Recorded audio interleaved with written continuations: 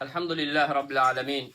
Ve sallallahu ve sellem ala nebiyyina Muhammedin ve ala alihi ve sahbihi ecmain. Allah'a hamdolsun, onun sonuncu Peygamber Muhammed sallallahu aleyhi ve sellem Allah'ın salamı olsun, salavatı olsun. Onun yolunu düzgün şekilde tutup gelenlere Allah'ın salamı olsun. İlk önce kardeşlerimi salamlayıram. Esselamu aleyküm ve rahmetullahi ve berekatuhu. Açık kısa inşallah bazı meseleler var istedim toxuna. Ve bilmək lazım ki kardeşler, Allah'a hamdolsun, Allah Teala bizi öz şərəfli dini ilə şərəfləndirib. Özünə səcdə etməklə, özünə ibadət etməklə elhamdülillah Allah Teala möminləri və müsəlmanları ucaldıb. Bu Allah'tan bizə böyük bir minnətdir, həmçinin nemətdir. Lakin bilmək lazımdır ki, tək ibadətlərlə bitmir. Elə bəzi şeylər var ki, təhlükəli məsələlər var ki, hətta ibadət edən insanların içində bu təhlükəli məsələlərə fikir verilməlidir. Bunlar gizlin məsələlərdir. Əksəriyyəti qəlbi məsələlərdir.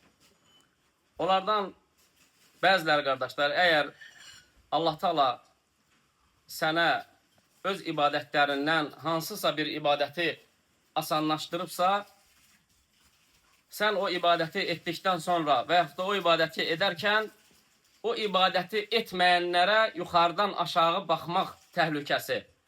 Buna ucub da deyirlər. İnsanın öz əməlinin özünün bəyənməsi və o əməli etməyənləri yuxarıdan aşağı görməsi.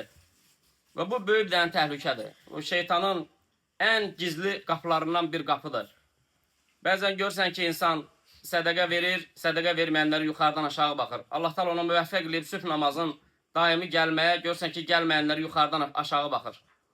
Görürsən, Allah Teala'nın evin xüsusi insanlar var. Görürsən ki, hər dəfə onlar təmizlik yaparır Allah Teala'nın evində. Hətta dəstəmazxanada, ayaq yolunda görürsən ki, o insanlar xüsusi insanlardır. Allah Teala müvəffəq edib o işləri ona asanlaşdırır. Görürsən, yüzlərlə, minlərlə insanların içində o 3 nəfər, 5 nəfər eləyir o işləri.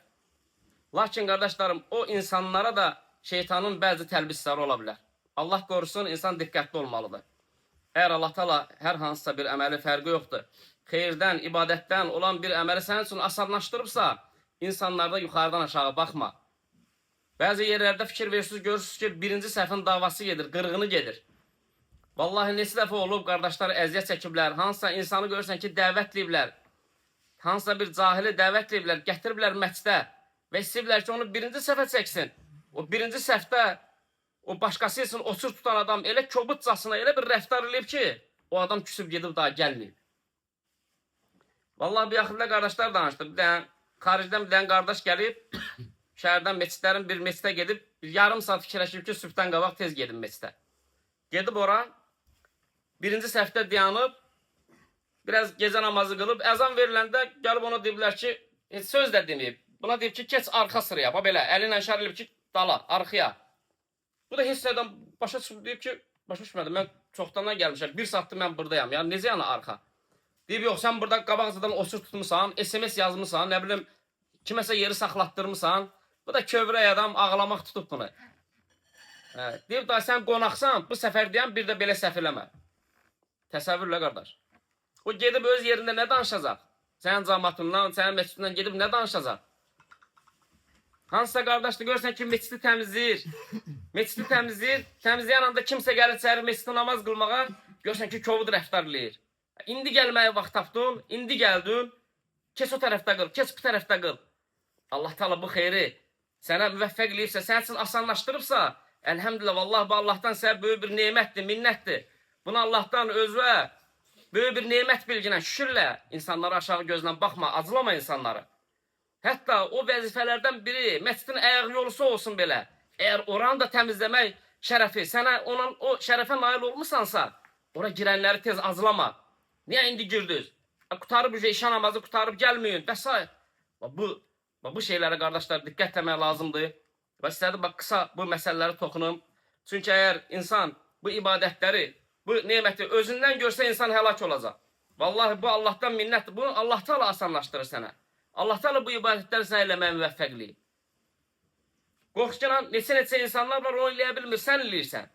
O insanların yerində olarsan, eləyə bilmərsən sonra. Vallahi sən arkada arxa səfdə namaz qılıb, təzə gələnə dəvətlə olunan bir insanı təzə qabağa çəkməyə, onun qəlbini xoş eləməyə, vallahi o səsin ondan da daha savablıdır, daha xeyirlidir.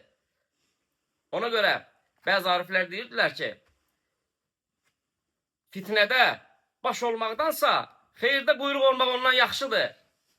Bu işlərə aiddir bu. Xalid bin Valid radiyallahu anh ölüm ayağında olanda yaşlı sahabələr gəldilər ziyarətə, ağlayırdı. Dedilər, ey Xalid, niyə ağlayırsan? Axı Allah Taala sənin əli ilə fəthlər eləyib. Allah Taala sənin əli ilə qapılar açıb İslam üçün, müsəlmanlar üçün. Daim döyüşmüsən, öndə olmusan.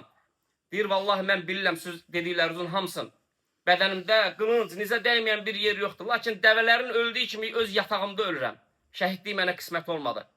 Sahabələrdən biri deyir ki, ey Xalid, sən bilmirsən, Muhammed sallallahu aleyhi ve sellem dedi ki, əgər niyyətində şəhidlik, şəhadət varsa, yatağında ölsün belə sən şəhidsən. Sənin qəlbində o birinci sıra varsa, yetişməmsənsə, dur arxada, Allah Taala verəcək o savabı sənə. Amma insanlara əziyyət vermə. İnsanların qəlbini xoş elə. Ədəb göstər, əxlaq göstər. Vallahi ondan çox savab qazanacaqsan. Bax, Allah sizə bərəkət versin, qardaşlar. Barakallahu fikum. Allah Taala bizə eşitdi faydalardan eləsin. Və sallallahu aleyhi ve sellem alə nəbiyyina Muhammed və alə alihi və səhbihi əcməin. Allah razı olsun.